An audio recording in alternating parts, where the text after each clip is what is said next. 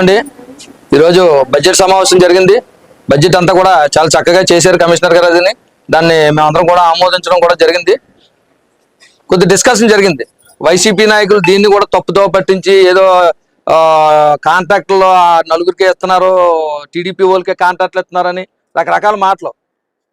ఆ టైంలోనే ఎక్కువ అభివృద్ధి జరిగింది, ఈ టైంలో తక్కువ జరిగింది, ఇలాంటి మాటలు జనాలు తప్పుదోవ పట్టించి మాటలన్నీ కూడా ఈరోజు కౌన్సిల్లో డిస్కషన్ జరిగింది. దానికి మీకు క్లారిటీ కూడా ఏంటంటే, తెలుగుదేశం ప్రభుత్వం వచ్చిన తర్వాత ఈ సంవత్సరం 6 నెలల్లోని 22 కోట్ల రూపాయలు తేడం జరిగింది నర్సీపట్నం మున్సిపాలిటీకి.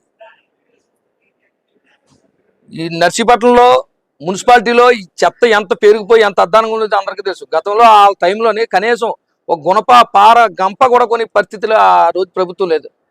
ఈరోజు మేము ఎన్నోసార్లు చెప్పాం, పుష్కాట్లు పాడైపోయి బాగు చేయించండి, ట్రాక్టర్లు అద్దె ట్రాక్టర్లు తెప్పొద్దు కొనండి అని చెప్పేవాళ్ళు. ఎప్పుడు మా మాట వినేవారు కాదు. ఏ కౌన్సిల్లో అరుస్తాను ఉండేవాళ్ళు. ఏ రోజు కూడా దాంట్లో బడ్జెట్ కేటాయించలేదు. మన ప్రభుత్వం వచ్చిన తర్వాత, తెలుగుదేశం ప్రభుత్వం వచ్చిన తర్వాత 2 ట్రాక్టర్లు కొన్నాం, పుష్కాట్లు బాగు చేయించాం, కంప్రెషర్ బాగు చేయించాం. ఆ టైంలో ఎప్పుడు కంప్రెషర్ ఎప్పుడు రిపేరే, ఎప్పుడు పనిచేసేది కాదు. ఈరోజు ప్రతి వార్డులోనూ కూడా చెత్త నిర్మించాలని ఒక ఎజెండాతో ముందుకెళ్తున్నాం.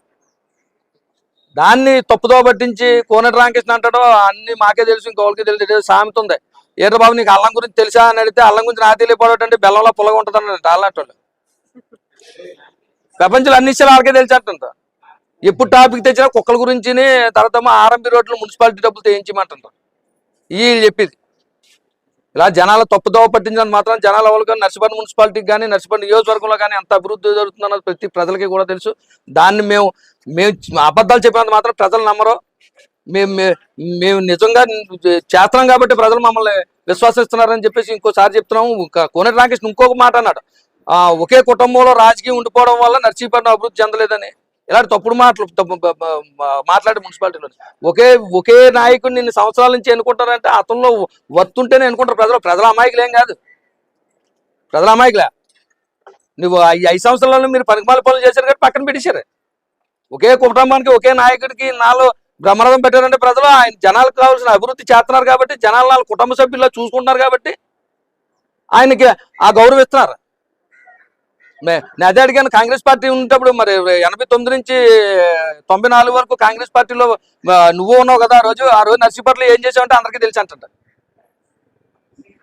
ఇవన్నీ జనం గమనించాలి. అందుగురించే మీ ముందుకి మాట్లాడడానికి ఇవన్నీ చెప్పవలసి జరుగుతుంది. ఈరోజు మన కామిరెడ్డి సత్యనారాయణ గారిని మన కౌన్సిల్లో కూడా స్టాండ్ కౌన్సిల్గా ఎన్నుకోవడం జరిగింది. ఆయనకి కూడా అభినందనలు తెలియజేస్తున్నాము. ఈ సందర్భంగా మా పార్టీ తరఫున అందరికీ నమస్కారం. Yeah.